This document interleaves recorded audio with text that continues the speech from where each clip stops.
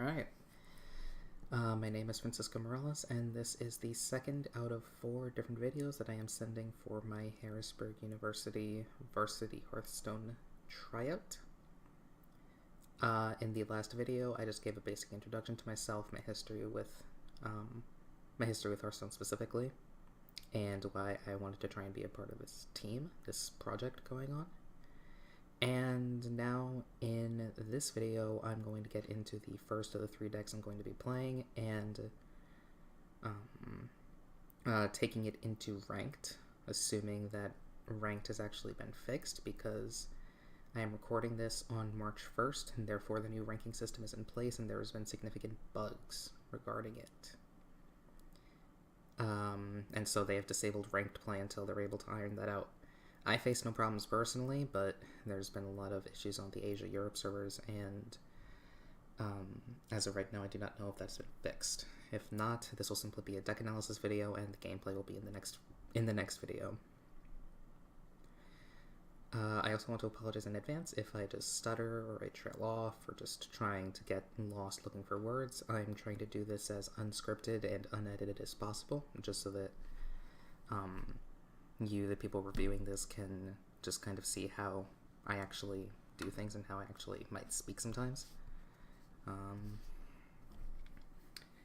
And just because, like, the more editing there is, the more it might look like that footage is getting cherry-picked, or that I might be editing certain stuff, such as tags or whatever, and I'm trying to make sure that absolutely does not happen, or there's no suspicion for that. To verify once again, battle tag Selenite 11807. As of March 1st, I am rank 15 because I finished the February season at rank 11 and 4 stars. I was climbing all the way up until 3 a.m. when the ladder reset, and the game ended with a win 2 minutes into the new season, and thus I did not actually make rank 10, sadly. February in general was just a very short, busy month, so I did not climb as much as I would have liked to. Hopefully here in March, I hit somewhere around like rank 7, rank 6, hopefully. The climb's definitely going to be a lot slower with the new system, but with the time I'm putting in to practice for this, I do hopefully have a rank to actually show up with. Anyways, on to the first deck. This is, as of March 1st, 2017, a Kobolds and Catacombs era Mill Rogue. Mill Rogue, in general, is just kind of it's an interesting deck just because Mill is something that the Hearthstone team has never really been eager to print for. They've never really printed many mill tools outside of Nosferatu with the last set, which was intentionally supposed to be a mill card. And as we've seen, it's because they actually don't want mill tools, or that the mill tools that exist is not what they want to be doing, as we have seen with the announcement of Cold Light Oracle rotating into the Hall of Fame. It'll be interesting to see what they bring in, because it makes it seem like, the Hall of Fame tends to be a design space kind of decision, so it'll be interesting to see what Cold Light Oracle died for in order to bring in for the mill archetype. But until then, it's still here, it's still usable, and on to the analysis. So I created this deck back in early January because Raza Priest was by and far the most dominant deck at the time. It was before the nerfs.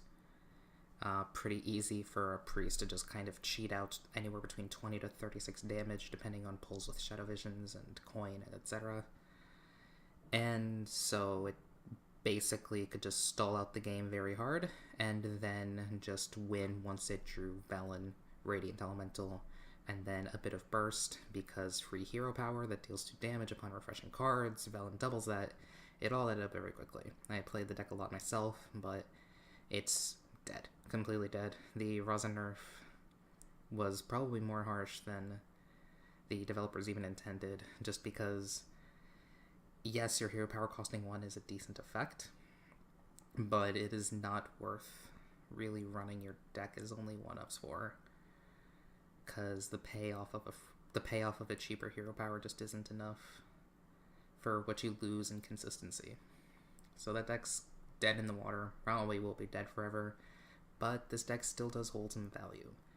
And traditionally, mill in most card games, mill just kind of serves as a counter to any kind of control deck or a high value deck, any deck that really just doesn't want to be dumping out cards, because it abuses the mechanics of hand size limits and board size limits in Hearthstone specifically.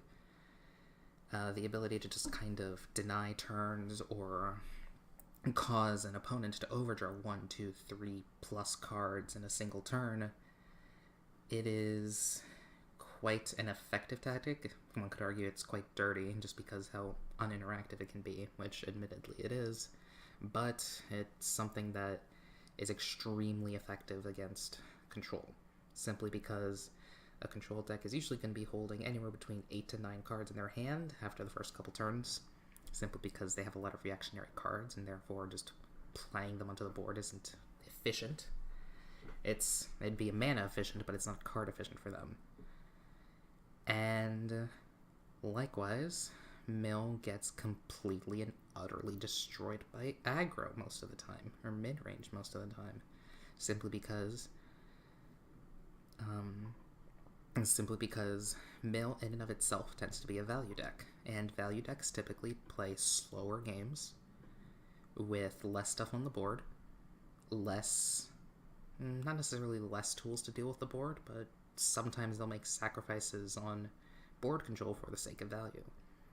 And that's kind of what we see with mill, is that they need to run their mill tools, they need to run their combo stuff, and as a result, board clear, if the class even has board clear to begin with, isn't really prevalent. Neither are really big minions. So this is a mill rogue that is somewhat teched to be able to go against aggro. Simply because if I queue into a warlock, whether it be cubes or control, there's about a 90% chance I win that game. It's just how it goes. They build a big hand, and I'm able to just abuse that fact if I get an early cold light draw, and they just end up burning something. I've had games where I'll burn the Gul'dan Death Knight off the top of their deck, and they'll just immediately concede, simply because they realize the deck they're playing against, and they know they can't win without their bomb. Let me make a quick change here before I actually start explaining the choices.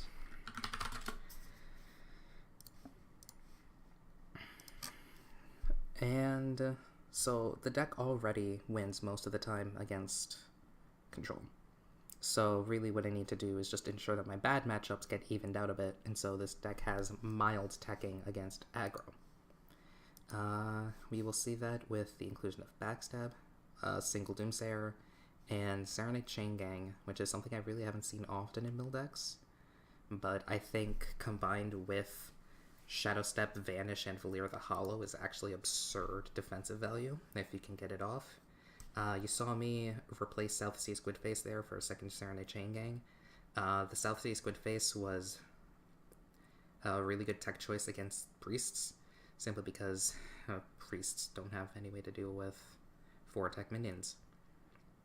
And so it's pretty good when you drop a 4/4 on the board, and they can trade into most of their things, because turn 4, the biggest that a priest is going to play is a 3/3 at best. And so it trades into it easily, it trades positively, and if it baits a silence, that's really good. Especially since every deck right now basically is running silence in order to deal with the amount of control cubes and even certain paladin variants. We don't run silences here simply because we have better options with Sap and Vanish, serving as arguably better variants of the, arguably serving as better variances of silence, simply because it also forces them to replay and just to try to catch up with the tempo that they might have lost. And Serenade Chain Gang in the current state of the game is just a better play than South Sea Squid Face on turn 4. It is better later on because later on, when the amount of minions on the board is starting to drop, you might not really have ways to kill your Squid Face, and thus the buff is lost and it's just sort of there, which in and of itself isn't bad, but it's something it played because it had good matchup value and it gave you a weapon buff, but if it can't die, you don't get that weapon buff.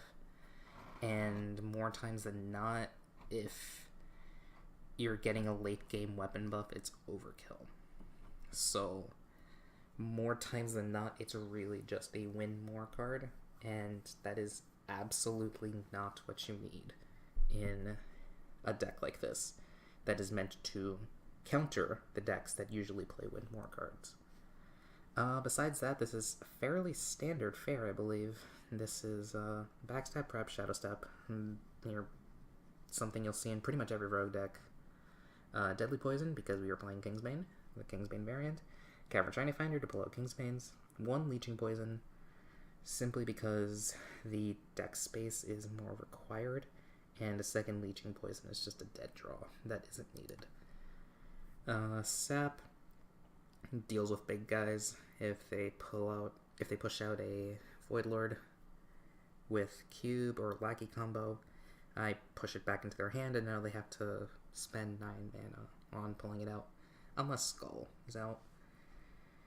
Cold Light Oracle, obviously the core of any mill deck.